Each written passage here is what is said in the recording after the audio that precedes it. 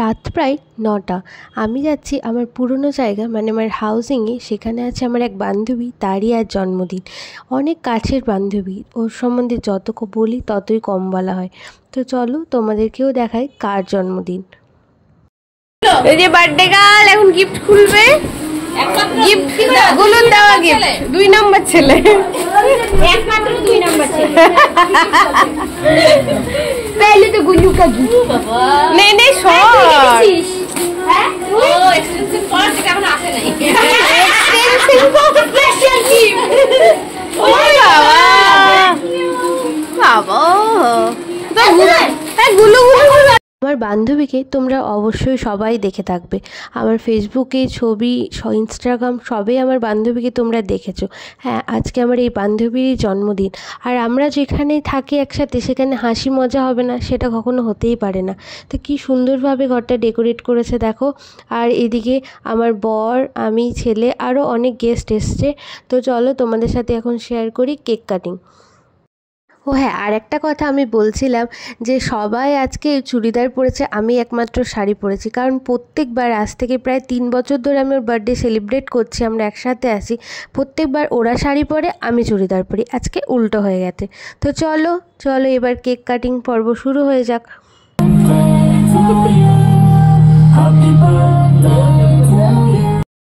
আর এই যে সুন্দর একটা হোম থিয়েটার দেখছো, সেটা আমার বান্ধবীর হাজব্যান্ড মানে দীপনদা ওর বার্থডেতে ওকে আজকে গিফট করেছে। খুব সুন্দর হয়েছে, তাই না?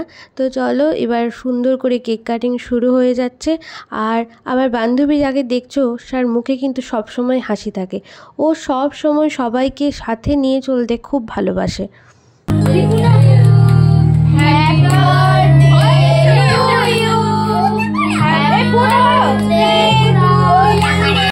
কেক কাটিংয়ের সাথে সাথে আর একটা কথা তোমাদের সাথে শেয়ার করি।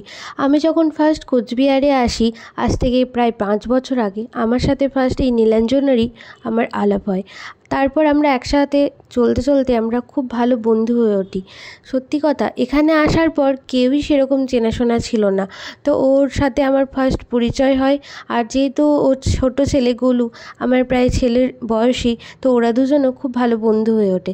সেই সূত্রে আমরাও খুব ভালো বন্ধু হয়ে উঠি।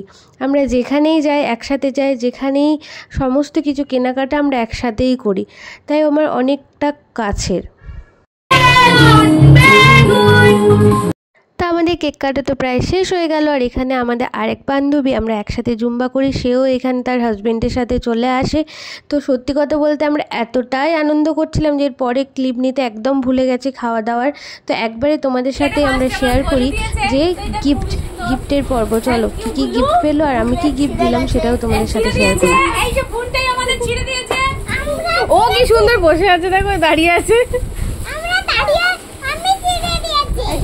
তারপরে এটা আরেক বান্ধবী দিয়েছে, এটা খুবই সুন্দর হয়েছে। তোমাদেরকে থ্যাংক ইউ।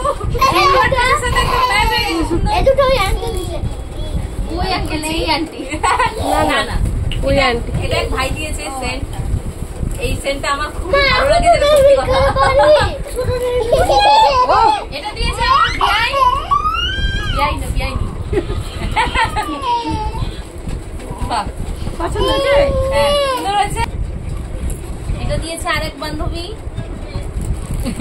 বান্ধবী ললিতা। বান্ধবী ললিতা দিচ্ছি, এটা আমি দিচ্ছি। এটা দিয়েছে, এটা কে দিয়েছে?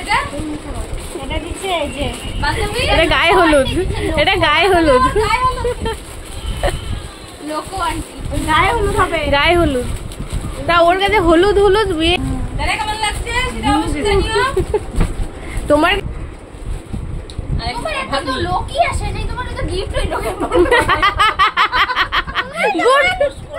এটা একটা ভাগ্নি দিয়েছে।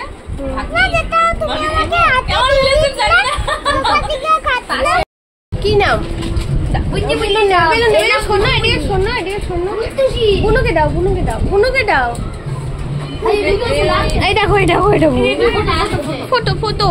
বাবা বাবা তুমি ছাড়ো, তুমি ছাড়ো।